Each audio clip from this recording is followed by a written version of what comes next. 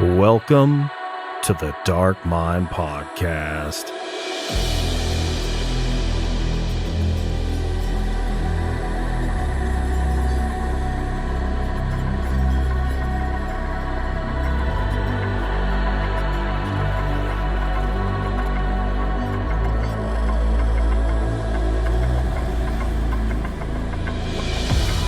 Friends and familiars, thank you for tuning in to another episode of the Dark Mind Podcast, where we explore the boundless realm of dark literature and film.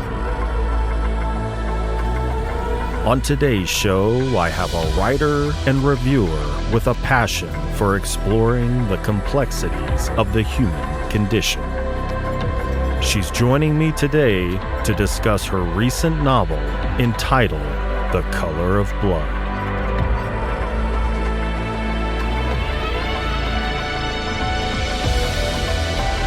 So without further ado, join me as we delve into the dark insight of Mona Kabbani.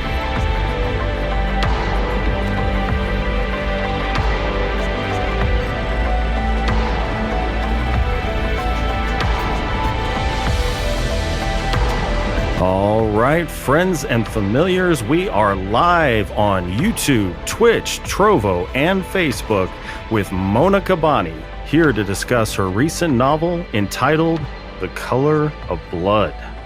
Mona, welcome to the show. Thank you so much for having me. I'm excited to be here. Absolutely. Thank you for joining me on this 12th day of February 2025.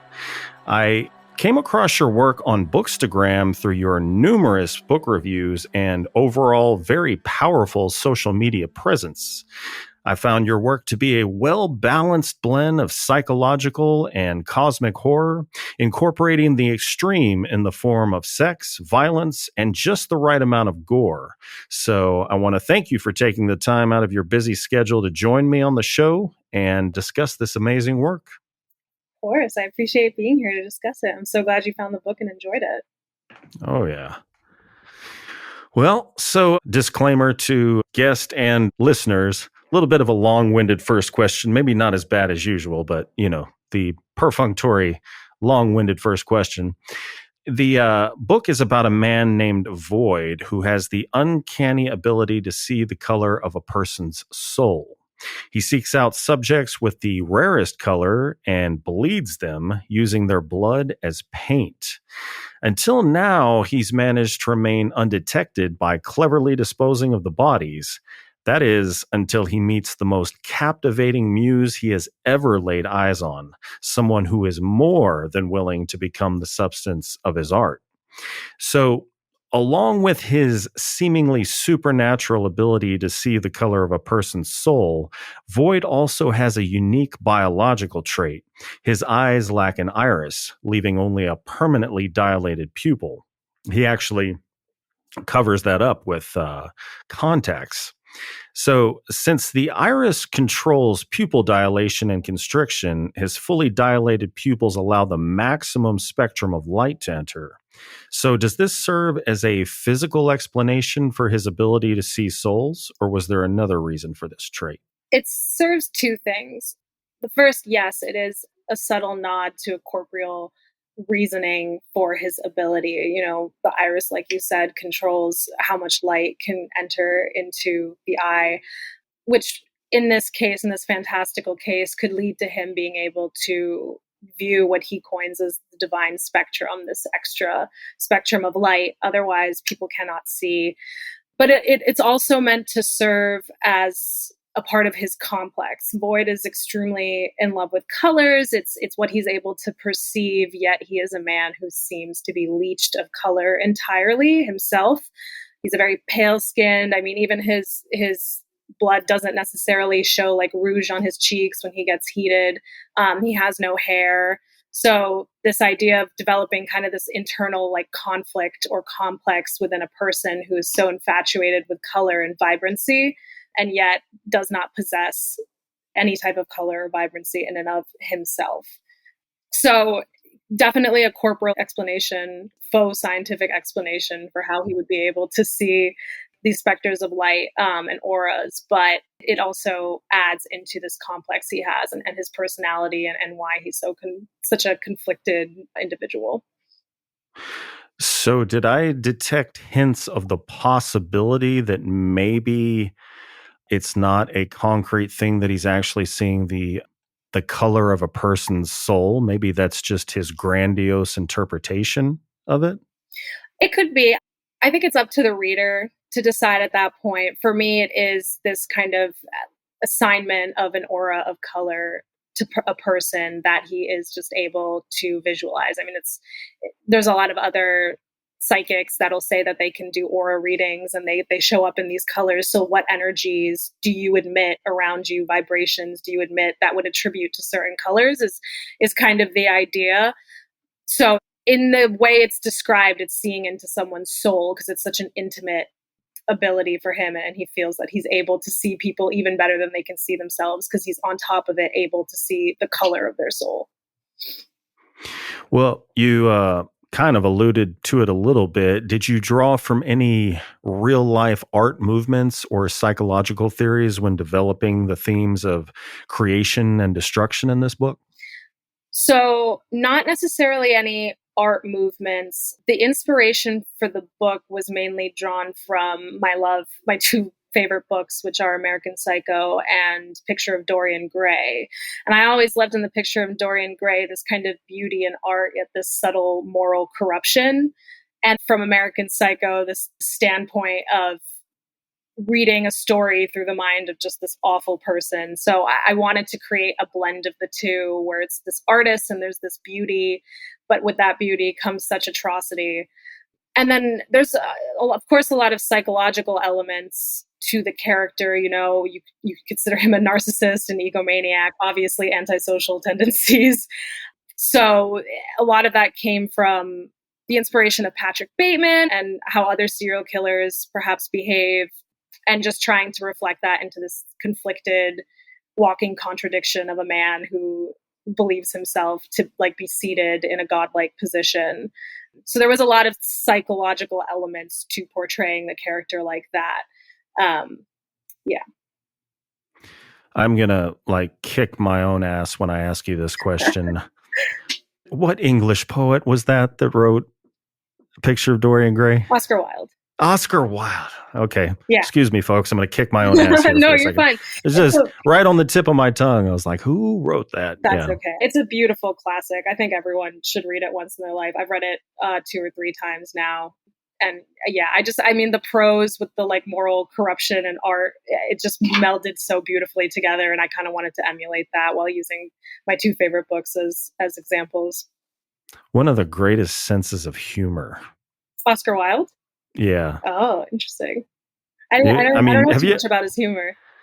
Well, just, his, I don't know if the proper word would be aphorisms. Just some of his most famous quotes are real pithy. Mm-hmm. You know what I mean? Yeah. Yeah. Yeah. He's an interesting character for sure. Yeah. Well, cosmic horror often deals with the insignificance of human existence.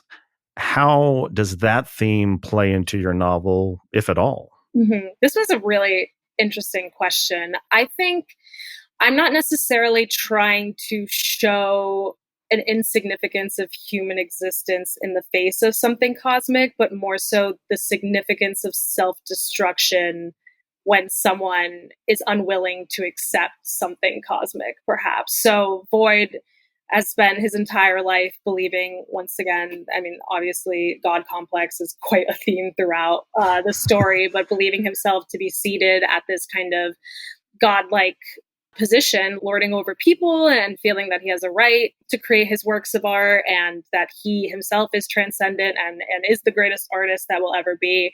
But then he is confronted by this woman, which, spoilers, of course, now, because it's difficult to talk about the subject matter without it. But with this woman who has her own cosmic ability that he ends up not being able to accept in the end because he gets so insecure about it, because it starts to deconstruct every concept of himself he's had throughout his life, this God complex, this belief that now someone is equal, if not greater to him, this like cosmic being who is this like beauty in human skin. And confronted with her, instead he kind of self-destructs and ruins something that could be, transcending, profound. And so that's kind of the fault of it. It's not necessarily that, human existence is insignificant, just more so like what a fool you are to pass up on something cosmic because you let your own human like insecurities get in the way.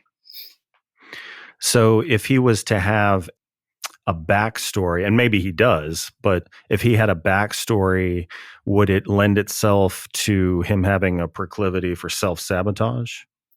I think it would lend itself to showing how stubborn and defiant he is. And in a way, it's self-sabotage. However, he's able to get to the point of where he is because he is a chromatics expert. I mean, the gallery owner, like herself, recognizes multiple times that, obviously he has a way with color, and that's just something inherent to him because of his ability. I think that his growing up would show how stubborn and defiant he is if anyone ever were to try to help him or suggest he need help or, try to like promote his art in a certain different way. He thinks that it's all him and he's the creator and it's his design. And because he has all of this immense control over his art, that's the only reason it's as famous and renowned as it is, and would probably be very defiant and stubborn about receiving too much help. You mentioned American Psycho, godlike behavior, or God complex, I should say. Was he a psychopath? I would consider him to be a psychopath. I mean, it's up to the interpretation of the reader. I wouldn't want the reader to be confronted with a blunt question and decide yes or no. I think the beauty of the story and the way I crafted it is I want the reader to have this complex relationship with him. On the surface level, you shouldn't like him because of how he feels about human life and what he does. But at the same time, there is this underlying ability to root for him, which you wouldn't think would come with someone that's kind of so corrupt. So I think it's up to the reader to decide, but it's complex, I would say at the same time. It might not be just a yes or no, black or white answer. Yeah. I mean, there's a tendency to root for somebody to overcome anything, whether it be outside themselves or inside themselves. And sometimes you forget, wait a minute, this is bad. I shouldn't be rooting for this guy. Right. Well, Void is both an artist and a killer. Do you see his need to create as a justification for his actions, or is it something darker? I think it is definitely the justification he gives himself for his actions. And I don't even think he processes it as like the need for justification. I think he just sees that he can create works of art that truly affect audiences and captivate them out of his victims. And because of that, he has entitlement to the ability to do that. That he is the only one who's able to see these spectrum of colors. So therefore, of course, he should be allowed to do these atrocities onto others in order to achieve for the greater sake of art, right? Which is obviously an unethical mindset to have, leading to why you're supposed to have this very conflicting relationship with him. Because like you said, and that's a very good point, you're kind of rooting for him to overcome his behaviors to a certain degree, but obviously the root of him is that he is this killer and he has like no regard for human life and is willing to justify his actions just for the sake of his art and for his own ego to an extent. So I would say, yeah, it's justification. And this is just kind of a brief aside off into the weeds for a second, but have you ever seen the Batman from '92, the one with Michael Keaton? Yes. So do you remember how Jack Nicholson as the Joker, oh God, that was such a great role. But anyway, Jack Nicholson as the Joker, he made art which involved throwing acid in people's faces and stuff like that. When I was reading your book, that one line came to my head: I make art until someone dies. Yeah, a lot of parallels. I mean, Joker, Patrick Bateman, kind of just these like crazed killers that are just willing to do anything for like the sake of some like ultimate goal. Yeah. Mm-hmm. In Patrick Bateman's case, though, his whole thing was obsessing about details of material things. Like, I mean, some people probably think it's tedious and mind numbing, but I could listen to Bret Easton Ellis go on about describing the texture of a leather briefcase for hours. Yeah. You know what I mean? It's actually funny because I think I don't know what the interview was, but I think Bret Easton Ellis was in an interview said once you get the idea of the chapters where he's talking about the music and all of that, like you can just start skipping them to get to the core part of the story if you want. Like he just wanted that crazed, like compulsive detail type of person to come across. But it is funny because you're right. Like it is a lot of detail and this like obsessive compulsiveness for that detail. Yeah. Well, the word void suggests emptiness, absence, or even something infinite. How does this reflect your protagonist's psychology and motivations? Would you say Void is trying to fill an emptiness within himself through his art and his violent process? I would say it is a mix of things. It's what you said of this kind of trying to fulfill oneself, but also it's kind of an affront to his own conflict in a sense that he recognizes. So Void, of course, is kind of to be void of something, right? Like he himself is void of color, but voids can also be looking into an infinite void. And it's so great and prevalent that it becomes everything, right? So I think one of the biggest things is that his insecurity, his complex, is that he has to continuously like framework in his mind that he is this God over other people because he's able to see the colors of other people's souls whilst not having color himself. In which case it's like, are you just the tool to other people then, or are you the wielder? And I think that that's kind of an insecurity he's constantly frameworking throughout the story. And so Void is kind of a recognition of, it's him recognizing that he might have no color, but that he is also like infinity, this great void that like sucks everything up and can create like these admirable artworks and things like that. So it's like a subtle nod to the complex and the insecurity he has whilst trying to claim ownership over it.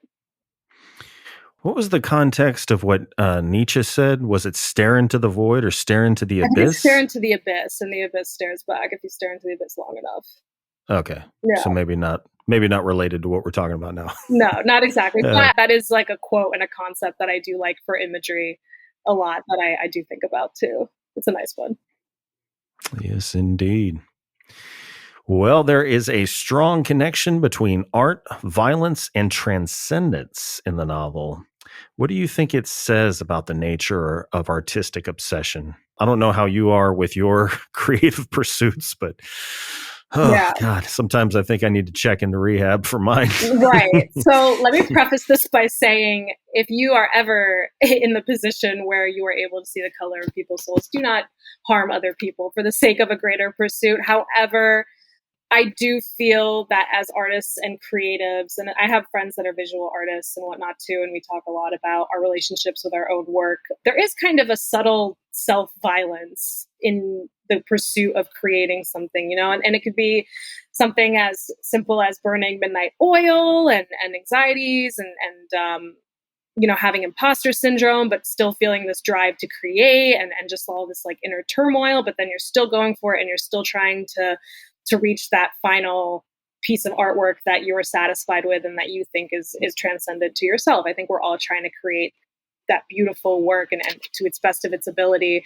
And I think in the pursuit of that, there are definitely subtle violences. Perhaps violence is a little bit too strong of a word, but sacrifices that we make of ourselves to do that, right? Like I'll spend weeks agonizing over a chapter, which I think is actually an Oscar Wilde quote. I wouldn't be able to do it right now, but that he spends all night deciding if a comma is in the right place and all day deciding if he should remove that comma. And it's these subtle mind tortures that we do to ourselves in the pursuit of creating art. And I think that every artist struggles with that insanity.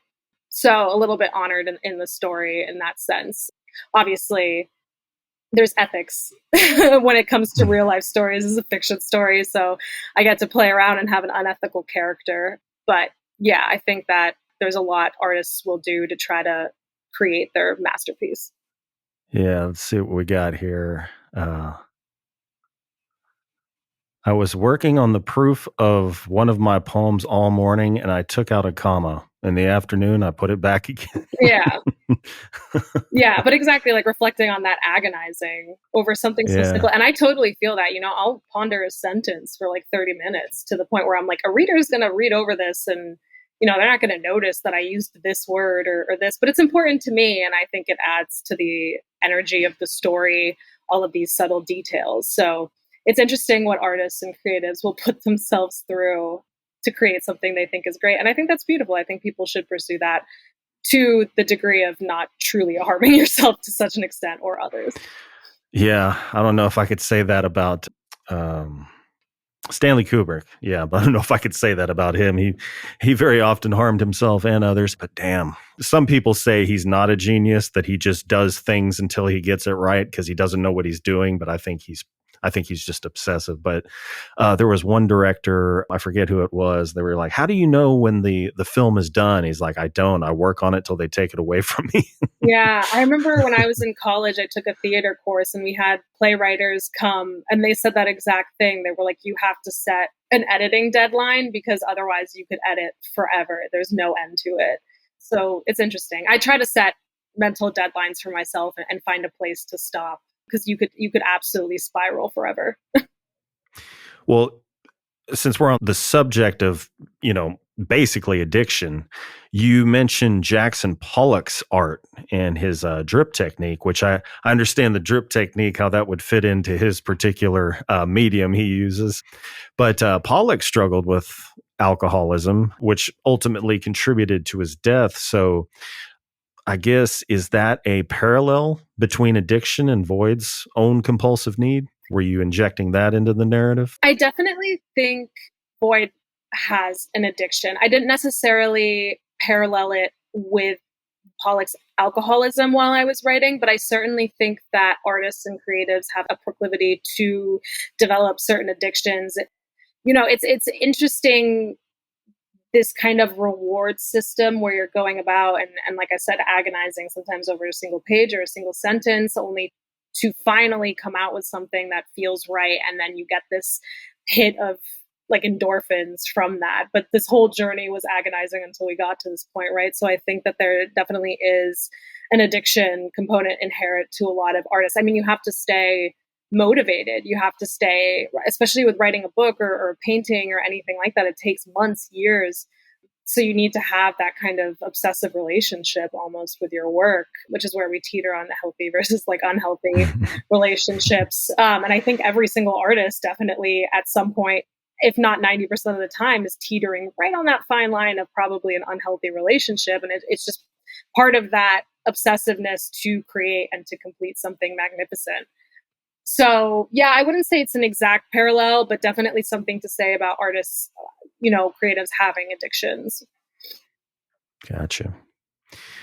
Well, kind of piggybacking or leapfrogging off of artists and addictions, there's a mythos that basically surrounds the archetype of the tortured artist from Pollock to Van Gogh. So, how does that mythology influence Void's character? Yeah. So tortured artist is a concept I bring up in the book. And it is because I wanted to show how much Void believes himself to be greater than the precedent, right? So, I mean, in the beginning, when he talks about Pollock and we go through like the parallel timelines of Pollock versus him, one of the first things he says is that he believes he's leagues ahead of Pollock's timeline and he's greater than, but he still has fascination with the artist for more intimate reasons as far as his mentality towards the art goes. So when someone in the beginning of the book calls him a tortured artist, he rejects that. He thinks that that's lesser than him, which is kind of an unfair way to think because, most artists He at some point. He kind of plays it off as a cliche that doesn't apply to him. That doesn't apply to him. Whereas most artists are tortured, but he just thinks that it's exactly what you said. It's a cliche. It doesn't apply to him. He's greater than that. He's greater than all of the artists that took precedent before him, which is an absurd way to think, obviously. But that goes to exemplify kind of his egomania. And so, yeah, the mention of tortured artist, especially from that first character, would enrage him. And that shows his mentality toward that cliche and how he thinks of himself in the history of the art world. Well, do you think art, especially abstract expressionism, can serve as a form of horror in itself? I think it depends on the intent of the artist and the viewer. I think abstract expressionism, yeah, I certainly think it depends. I remember looking at Pollock's paintings at the Met a very long time ago and feeling very subtly. I actually think it might have been that top right one. I can't remember exactly. This one right here? No, scroll up. That one, This one? maybe? It was something of this sort, and it was so chaotic. And I literally saw Pollock paint. They had him in the Met years ago. And I mean, this was even before I had started the story. And I just remember looking at that and thinking of like how much violence was kind of portrayed through these strokes. That looks like it could have been one of Voigt's paintings. I know, right? So I think it depends on the audience who's viewing it and the intent of the artist. Yeah, I think abstract, I mean, the concept of it being abstract leaves a lot of room for one to interpret it within the confines of their own life experience. Hence why it depends a lot on the person. I mean, I'm into horror, so perhaps when I see images of that nature, I'm more inclined to think of them as violent or dark, because that's just like what my interest lies in, whereas someone else might see it more as this like exulting cathartic release, which is probably it's a bit of everything, right? But I think it depends. I think absolutely abstract expressionism has the capacity to invoke some horrific emotions. Yeah, it's broad enough, surreal enough, wild enough that it kind of pulls out whatever's in your own subconscious. Maybe like what are those called? Rorschach ink blots? Yeah. And they just pull, whatever's primarily just under the surface, your shadow self out into the public Which view. can be very scary for people. I mean, to like confront your subconscious and underlying traumas or, mentalities and your psyche, it can be a very scary, vulnerable position. So I think that's kind of cool if abstract expressionism can invoke that and have people self-reflect or contemplate. But yeah, it can be quite an intimate interaction. Makes me wonder what kind of artwork Jung had hanging in his house. Well, you mentioned that you are not intimately familiar with the art world, but consulted with people who are. So can you tell us about that process? Yeah. So the first process mainly was just research. I mean, I spent a lot of time reading about Pollock's life and just about like the kind of art world in general, the relationships between art gallery owners and artists and all of that. I live in New York City now. I have family in Los Angeles and I lived for a couple years in Miami. So I actually had a pretty good grasp of the culture of art scenes from all of that. I mean, in Miami, you have Art Basel, which I had been to a couple times. And then in New York, we have all these museums that display some beautiful artwork. And then in LA, you have also a gallery art scene, of course. So it was a lot of ingesting the culture through physically being there. For this, I actually went to the Guggenheim specifically and read like everything that I could on the little plaques of all the artists and stuff, because I was just trying to get into the mindset of an artist. What are their lives like? What are they like? Do they have other hobbies? Like what's the deal with most artists? Just to kind of get a roundabout vision for Void. And then, kind of the consulting stuff was more just talking to my art friends. I have friends that are visual artists and just hearing about their relationships with art, which I find to be similar, if not exactly the same, to my relationship with my writing. So it was kind of just collecting as much information and observations and then synthesizing that down into a character to create Void. In your research, did you ever find out why artists, like, they produce these amazing works of art, but when it comes to the title, it's like Woman in Red, or just like a person on side of, like just this generic, like, okay, you can't come up with a catchy title. Yeah. So I know for Pollock, he originally came up with some titles and then he started numbering things because I guess he wanted the abstract expressionism to be abstract and to just let people decide what they think they saw and make it a little bit more elusive and intriguing and mysterious that way. I don't have a good answer. I honestly, I don't even think I've seen artists that have named paintings something like exaggerated or like highly detailed. And I wonder if it's that same idea that you don't necessarily want to allude to a certain theme for the viewer, but at the same time, it's like Van Gogh with his flowers. I think they're just like flowers in vases, like the title or something like that. Yeah. Which it's just a flower in vases, right? So I didn't come across that because I was focused more on the abstract part of it. But that is a funny thing. Yeah, I mean, I guess if you want to leave it up to interpretation, you can't really lead people on by giving it a descriptive title. You have to kind of keep it pretty generic. Okay. Well, let's see. Some writers get very attached to their characters while others see them as tools for the story. Where do you fall on that spectrum? Yeah, I do have sentimentality and attachment to my characters. I wouldn't necessarily say them as a tool. It's a fun trick your brain plays where you're just like, this is a character that exists outside of myself now because it's a narrative book that's like concluded and all this. So it's kind of funny. So I do have emotions or like sentimentality toward them. However, and I wouldn't call them a tool because it's definitely not like a calculated relationship like that. But I think that I also recognize my characters for what they are. You know, like I wrote Void. It was a very intimate relationship, you could call it, because it's a first person narrative for 180 pages. I was in his brain writing out his thoughts and his behaviors and basically conceptualizing an entire other person. So I do like him in that sense, but I also don't like him because the character is not meant to be a good character. He's an evil man at the basest, you know, per his actions and whatnot. So sentimentality in that, you know, I'm proud of him and he's a full, well-rounded character. It's very interesting to see people's own experiences with him, this kind of like, I know I'm not supposed to like him, yet I'm rooting for him. And I feel that exact same way. I know I'm not supposed to like him, but I'm rooting for him, even though he's my own character. It's a very disembodied, interesting feeling. But yeah, so like Void, but also don't like him. Well, what's your typical writing routine like? Do you write every day or do you work in creative bursts?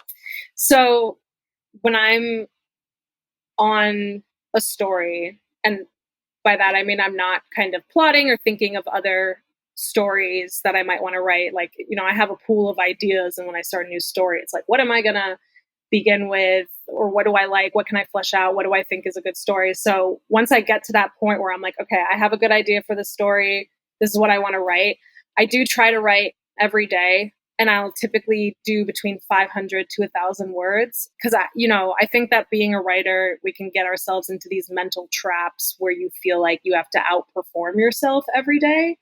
And that, you got to do 1,000 words. And I did 1,000 words yesterday, so I got to do 1,000 words. I try to give myself more grace so that I don't become avoidant of my computer. So I'll set the minimum to be like 500 words, which I feel I can knock out pretty easily, even on rougher days, if not 1,000 plus words, depending on how I feel that day. The spirit is that I do try to get myself in front of the computer, looking at that manuscript every day. And sometimes I can't even achieve the 500. But at least I looked at a couple sentences and I thought about the story and I let it like ruminate and cook a little bit in my head. And the point was the intent and that I got there for that day. I try to like be with my story at least once a day. And then, yeah, like the actual writing routine is quite haphazard. Like sometimes I'll write 250 words in the morning and then another 300 in the evening and another 100 at night before bed. Sometimes I'll sit there and it's just this manic sprint of like 1,000 words. It depends a lot. I like that word, manic sprint. I like that. Sprint, yeah. It really depends a lot on the scene I'm writing, my energy levels for the day. But I think the overall spirit is that I will try my hardest every single day to at least be with the manuscript one way or another. Gotcha. Well, were there any scenes or ideas you loved but had to cut? Any proverbial darlings you had to kill? There was a scene I had in mind to write that I never wrote because I felt it was redundant. It was a scene where Zara finds Boyd's wigs and kind of his like costumes that he had used to like, make himself look like someone else to attract like the colors of his victims. So she would find the wigs and then make him cut them up. And it's kind of as this, like, we're in this together now. I don't want you, the whole point was that in order to maintain a relationship with him, he would give up this kind of evil method he'd had before. And it would only be like her and him, and they'd be creating art together. And so it was supposed to be this like demonstrative, symbolic action where he's like cutting up his past life and his past methods because now he's making room for Zara. And I ended up cutting it because I felt I had already said that in other parts of the scene, and there wasn't really too much else that scene would have had to offer besides this kind of fantastical, fun imagery of like shorn wigs flowing through the air of like multicolor. So I ended up cutting that scene, and I felt like, what she does with his contact lenses and some other scenes told the same messaging. So I did end up cutting that darling, which I'm happy that I made that decision in the end, but it is like a scene I do think about sometimes that like canon was that this did happen.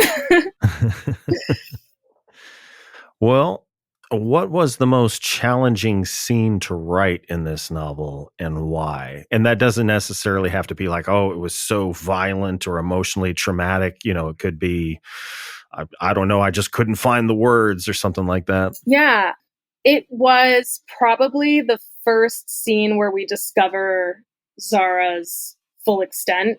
When he like has this first interaction with her and she first comes to his apartment, and the behavior he has with so many others takes a hold of him, and he tries to kill her. And then we find that she has her own cosmic revelation type deal, her own ability.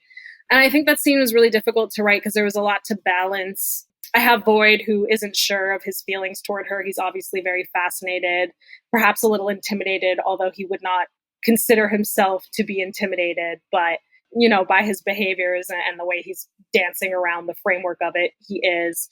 But I also wanted him to be awestruck and to have this almost like coming to the knees moment where you're just like witnessing something so immense.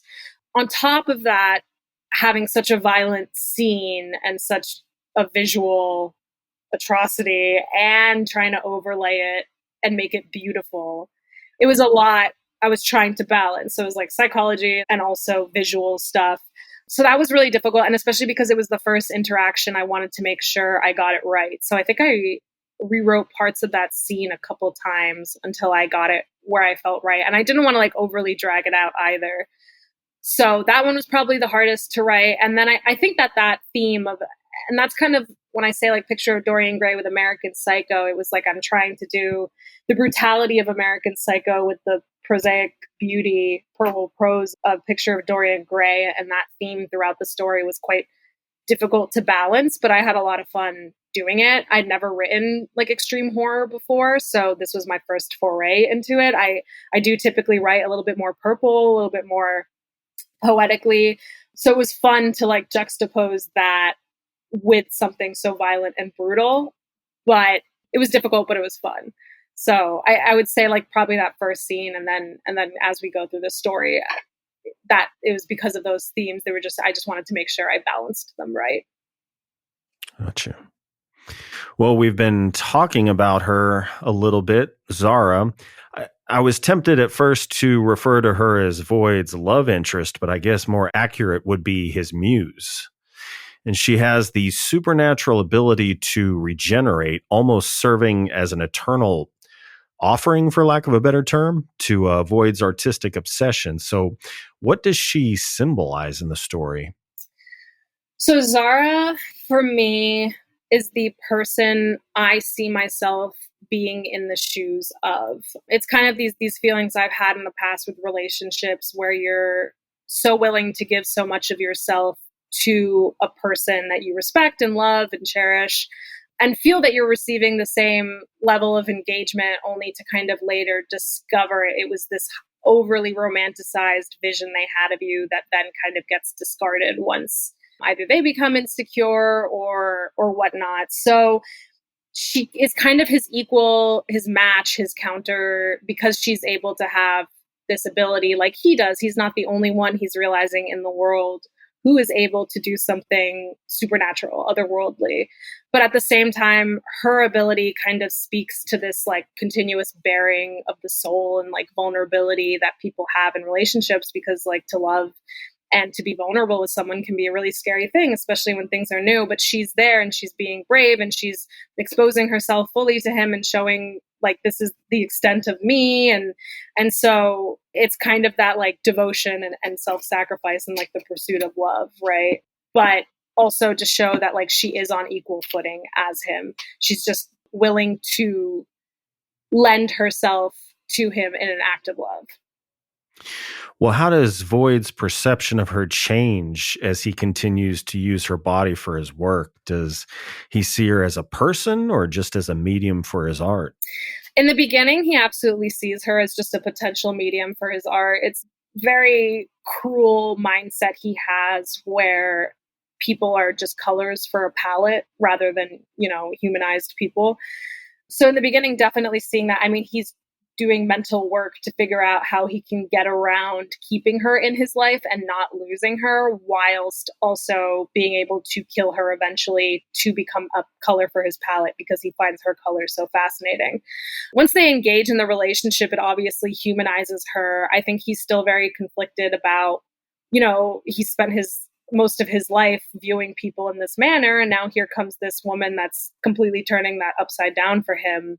So I think that throughout the course, he starts to humanize her a bit and humanize her. And then toward the end, that's when the insecurity pops up, where now he starts to wonder, well, am I the god? I mean, can't there only be one? And now here's Zara, and she has like this universe inside her and this ability and all of this extra stuff. And that insecurity starts to make him reject, because now it's not fitting in with the mental framework he has built like a pedestal of himself around for his whole life. He still views her as a human, but obviously the act of what he does and kind of betraying her and just using her for the art and starting to be, it's all just a very cruel process of his insecurities and his unwillingness to like have a partner that's on equal footing as him, if not greater. So it's a very complex thing, but he does absolutely humanize her toward the end, but that's a bit of the downfall of it. So the relationship you were talking about, I assume the dynamic in the real world dynamic, you were talking about it was over romanticized. So whichever partner, I guess it doesn't matter, is used to kind of being in the one-up position, but then meets somebody that they're on equal footing with, which would normally be a problem. But because, I don't know, maybe they're really beautiful or he's really handsome and they both have this kind of extreme reaction to limerence where they just think they're in a romance movie for about, Yeah. 4 months or something like that. Passionate honeymoon stage where Yeah. you don't like see these kind of like long lasting now like mental conflicts that you have. I mean, everything's just so like beautiful and airy and fluffy and short term, almost like you're not really seeing farsighted. And then kind of like a reality starts to crash when that passion and honeymoon phase and you get into that first moment of like conflict. And when I'm talking about my past relationships, I'm not saying I ever thought I was on greater footing than past partners. Obviously, that's just for the story, for the foil against Boyd's character. But this idea that, you enter into relationships and they're extremely romantic and you're extremely passionate and you want to give your all to this person and make them happy and X, Y, and Z. And then suddenly that romanticism, that passion starts to die out and one person starts to pull back. And it could be because of insecurity. It could be because of emotional unavailability. It could be many things, right? But this like romanticizing and honeymooning and love bombing type idea to then not be willing to like commit to that passion in like the long run, or work through issues, or work on yourself to become a better person, to become a better partner. So things like that. Yeah. Gotcha. Well, Zara, and I believe I have this correct, Zara means flower or radiance in Arabic. So was that intentional? And if so, how does it contrast with her dark existence? Yeah, I love when people pick up on things like that. Zara, yeah, radiance, brilliance. Same idea kind of as Void. Obviously, Void picked his pseudonym. So for him, it was a conscious choice. Zara was named that. But it's kind of like a nod to the fact that, she does have a really positive, bright disposition. I made her flawed because I think characters should be flawed. There's no perfect person. But she has this really bright, positive disposition, and she's a bright, airy person, and she's in love, and she's willing to do like whatever she can for this man that she loves, and whatnot. But exactly, she has this extreme darkness within her that she might not even like fully understand herself. Right? There's a lot of enigmaticness to her own self. So it's kind of this like fun play with like contradicting names to the actual character, and it matches or it like complements Void as the same thing. Like he's a void, but he's able to see color, but doesn't have color himself. And then Zara for brilliance, but she has like this incredible darkness within her. Well, you've described Zara as being on equal footing, but as far as her dynamic, once she meets Void and they start their interaction, would you describe her as a victim, a willing participant, or something even more powerful than Void at some point? I would say something even more powerful. For me, Zara is this very profound, complex character.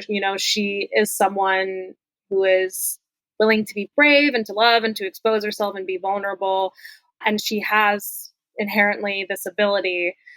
But for her mentality, it's not necessarily about being on equal footing or higher footing. Like she's just in love and wants to lend herself to like this man that she's chosen to engage in a relationship with, to give it her best, to give it her all, and to like, create a blossoming relationship in and of itself. So I think that kind of speaks to the difference in their mentality. Void's kind of constantly like playing mind games on himself to be like, well, I'm the wielder of her abilities, so therefore I must be better than her. But I still love her and I allow her to be here. Whereas Zara isn't necessarily analyzing herself and being like, I am more complex and profound than this man. It's more so just like, I love this man, I have this ability, and I think we match and work together, and I would like to be vulnerable with him. So I don't think she's a victim because she is a willing participant, but I don't think she's just a participant. I think she is also like something greater, and it speaks to like my feelings about people that engage in relationships and are willing to be vulnerable and love, because that can be scary. Is a small, or I don't know, maybe large part of her behavior driven not just by love for Void, but by a fascination with her own death? I would say it is both. I think that she does truly love Void. I think that she had the foresight to know that, she's something special as well, and he's something special, and he creates things, that she could be vulnerable with him and help him create something even more transcendent. And she would be willing to sacrifice that portion of herself to help him achieve that. But I think that, and that's like character lore I didn't dive into in this book, but there's definitely this idea that she doesn't fully understand her ability to either. And so she's a bit discovering herself continuously. And, we get a little bit of her backstory where obviously other people are put off and disturbed by her because they don't fully understand it. But now she's finally found someone who wouldn't be disturbed and who would be like a perfect partner for her. So she's discovering herself throughout that as well. But I would say primarily the motivations are a genuine love for Void. I mean, whether or not that love is because she views Void as the only one in the world who would love her, or whether or not that's because she actually does, that's more up to the reader. But I do think it's a mixture of things. Well, this next question I'm really interested in the answer to. Zara repeatedly asks, "Are you happy?" throughout the book, or towards the last third or so. Why was that question so important for you to weave into the story? My personal philosophy is that I believe we're kind of just day in and day out trying to get to this end goal of happiness, and how that looks like for every person is different. And I mean, it could be a mixture of, professional success, relationships. It could be one thing. It could be many things. in general, my philosophy is very much, I'm always like, what are we willing to do to be happy? And for my first book, actually, The Bell Chime, I posed that question in it, like, what are you willing to abandon or sacrifice to achieve happiness? And it's something I'm always like musing about philosophically, is like, if the final pursuit is to just be happy, what are we willing to get there? Or like, what does that look like for every person? So in this case, applying it to this case, I mean, it was a lot of personal echoes of past relationships where, you know, you're trying to build a fulfilling, happy relationship. You're constantly checking in. And she does ask him throughout the book, like, are you happy? And it shows this like constant consideration and checking in, but also this, how like relationships don't necessarily communicate very well between people. So in the beginning, it's like, of course I'm happy, you know, everything's romanticized and everything's amazing. And how could I not be? Like, we're on top of the world, right? Endorphins. Yeah, like it's endorphins. We're all passionate. We're all just like freaking, you know, this is like when you're just discovering someone new. But then she keeps asking, and the question starts to feel like the answer is getting a little less, getting disingenuous as we go. And it's just that like subtle lack of communication over time, and all of it starts to unfurl into like this lack of communication, and this now these passionate feelings have gone, and what do we do now, right? Like, are you happy? Are we still in this relationship? What can we do? Like, communicate, speak to me. And of course, Boyd bottles that all up until he kind of like fucks it up in the end. So I think that's important. I mean, it's something that I echo in friendships and relationships myself. I'm constantly, because I think the root of everything is trying to achieve happiness. I constantly am checking with my partner, my friends, seeing if they're happy. And I just find it to be a very sweet, intimate thing to add to Zara as a character, that like, you know, to show like she is bearing herself and loving this man and checking in. You know, it's not like she's not, her means are not entirely selfish like his are necessarily. And so that like constant check-in and that question reflects that. Gotcha. Well, in the afterword, you talk about being in a toxic relationship yourself and compare it to drinking alcohol. After a while, it actually becomes pleasurable, even though it's poison. So, was there a specific moment in your own experience that made you realize the relationship was toxic? I know you talked about some sort of a bracelet you made that you thought the person was really excited about, but then I think he was making fun of it or something to his friends. Was it? Yeah. Yeah. I think toxicity is a cycle. And I think it's very easy to get trapped in that cycle with that relationship in specific. You don't realize it's toxic until it ends the first time, right? But then we go again, and we go again, and we go again, and again. And that's why it's kind of this like cyclical thing with toxic relationships that keeps like pulling you back. And that's why I related it to alcohol a little bit too. Not to take light, of course, of alcoholism or anything of that sort, but this relationship where, you know, it's Friday night and you've had a stressful week, so you like want to imbibe and then feel good, but then, you know, it's the negatives to it, and the next day you're like, I'm never going to drink again, but then you kind of come back to it because that good feeling. So with toxic relationships, it's like you engage in a relationship with someone, and obviously there is chemistry there, like there just has to be, otherwise you wouldn't be there to begin with. But because of whether or not it's the mental state you both are in that time of life, the emotional maturity, the availability, it doesn't work, right? And so it ends up breaking apart, and then you realize that it was toxic because things just weren't mature enough, whatever the reason is. But that good feeling, that passion can be like reignited, and that's kind of like how you get drawn back into toxic relationships, and then only to like repeat the cycle again and again until the point where you're like, this is toxic, but I can't stop. And I think that's an experience I've had. I know others and friends have had too. I believe readers, based off of their reviews, have probably felt the same kind of feeling in their relationships. So yeah, it's this like cyclical, repetitive cycle that is toxic and intoxicating. Yeah. Well, you also state in the afterword that you initially envisioned a different, less homicidal version of this story. So what led you to lean into the more extreme horror elements? Would it be the mentorship by Mr. Triana or Yeah, so the concept for the story was actually two different ideas I had in my phone, because I keep all my ideas in my notes app, as a great writer who's organized should. But it was one idea where a man, a sketch artist or whoever, could see colors, and then he sees this one woman who has a different colors, and then he follows her. It wasn't necessarily like this homicidal thing at first. It was just kind of this like alluring, like, who is this like dream woman type thing.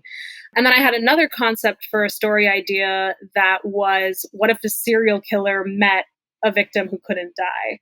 So it was actually two broken parts. And then the way Color of Blood began was because Triana approached me and we wanted to write this deadly duo type story.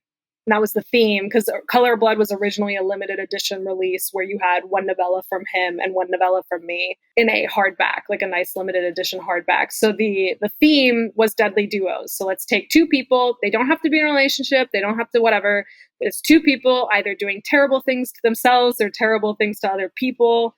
And so I was looking through my notes app, and the idea would be to a more extreme level. And I was just trying to like think of ideas of what I could do.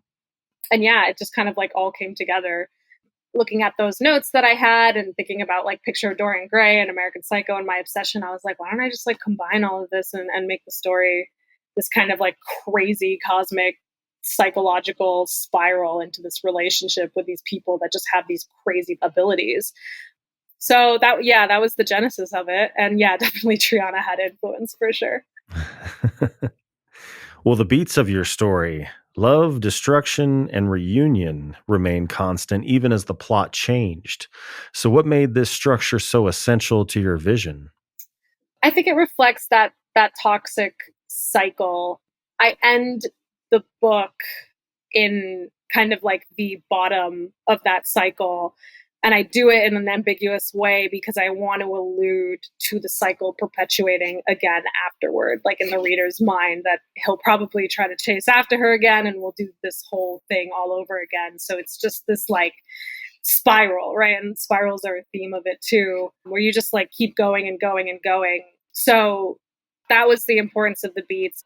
The book of being this highly passionate introduction, everything's perfect, and you have these two people that like must have been made for each other, and then things start to sour, and then things get bad, and then there's a betrayal, and then we get to the end where Boyd's having like all of his philosophical musings about like the meaning of all of this, and then comes to this once again realization that echoes his thought in the beginning of the book, that like, well, she is owed to me, like because of our abilities and stuff, like we must be for each other. So let's try this again. Right. So that's the idea. I wanted to keep the beats similar to like my experiences with toxic relationships and have the book emulate that.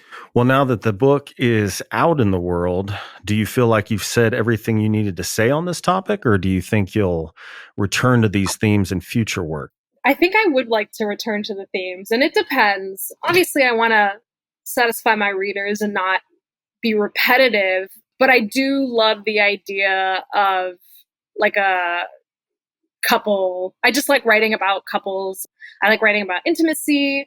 So I could absolutely see myself coming back to another sort of fantastical, like two couples in a different type of fantastical situation and what they would do and how they would react. Maybe not necessarily on the toxic spectrum, but something of that nature. It would be something I would be willing and absolutely love to return to eventually. Gotcha. Well, I didn't clarify this with you beforehand, but would you like to read a passage from the book? I could, for sure. I actually just sent a small excerpt into Books of Horror, which is for anyone that doesn't know, it's a huge Facebook group. I think there's like 60,000 members in it now, and they just do horror recommendations. It's a really interactive, nice community. I would highly recommend, but they wanted to highlight some books, so I actually ended up giving them an excerpt. I can read through, it's about 300 words. I can read through that. Sure. Okay. This is a scene after Boyd's done his first kill. So it's a little bit about like his process afterward. Discarded to the side is number 10's head. Her mouth gapes, dull eyes wide, an expression overall unbecoming. I place 2 fingers on her lids, shut them, then do the same to her jaw, only for it to fall open again. I'll have to be careful. I don't want to damage a perfectly good jaw. My fingers run up her cheekbones, over her eyebrows. They thread through her hair so I can get a grip and lift her head as I stand tall. I raise my fist so her face is level with my own. I realize that in this moment, I probably look absurd to the human eye, naked except for steel-toed combat boots levitating a head like it's a holy weapon. What a groundbreaking painting I would be. I rotate the head so its dull expression looks to the heavens and tuck the thing in the nook of my arm. I walk to an easel, stare at the canvas, and pick up a paintbrush from the ledge. I stick the brush handle between my teeth, then search my shelves. Blue. I need blue. I grab a tube of oil paint, which my keen eye discerns most closely matches the blue emanating from this body. With a careless squeeze, I pour a spiral onto the bloody stump of a neck, which I've readjusted under my arm to be used as a palette. The string of paint loops around the severed brain stem like a coil. I toss the tube back onto the shelf where it clatters against vials of color and return to my canvas. Number 10 asked me if I like phoenixes, and I told her the truth. I'm not quite sure yet. They're an idea I'm toying with for the next gallery exhibition. On this canvas, a phoenix is crawling out of the black pit rather than resurrecting from the ashes. There are many things this could symbolize, stories it could tell that I've only just begun to uncover. But what I do know is this painting will make its viewers feel something, even if they do not fully comprehend what that feeling is.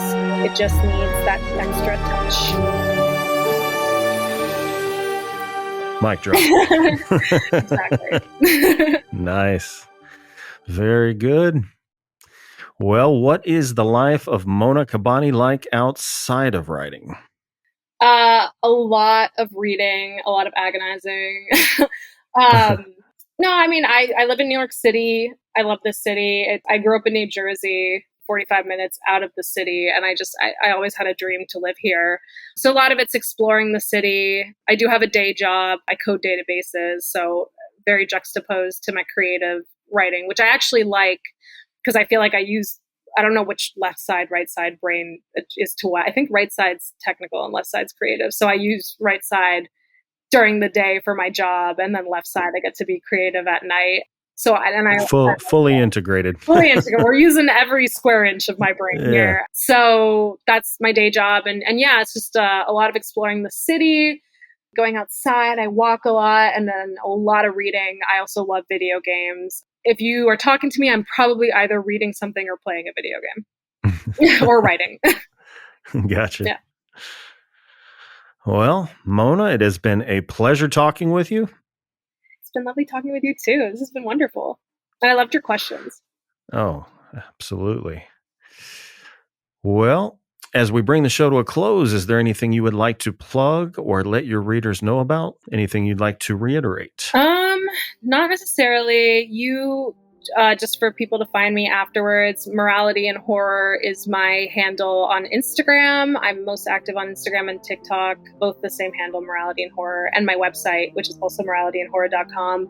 And then Color of Blood, if you like this interview and you want to read it yourself, it's available on Amazon in Kindle or paperback, also free with Kindle Unlimited.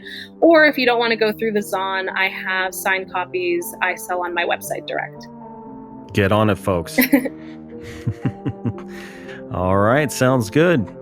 Well, listeners at home, both live and on demand, all of those links will be in the description. And Mona, thank you again for joining me. Thank you again for having me. And thank you to everyone who tuned in. If you enjoyed today's episode, please be sure to like, share, and subscribe to my YouTube channel so that you can watch the episodes live. Be sure to tune in every Tuesday for a new episode featuring the best and brightest writers and filmmakers of dark literature and film. So until then, stay healthy, stay sane, and as always, thank you for listening. See you next time.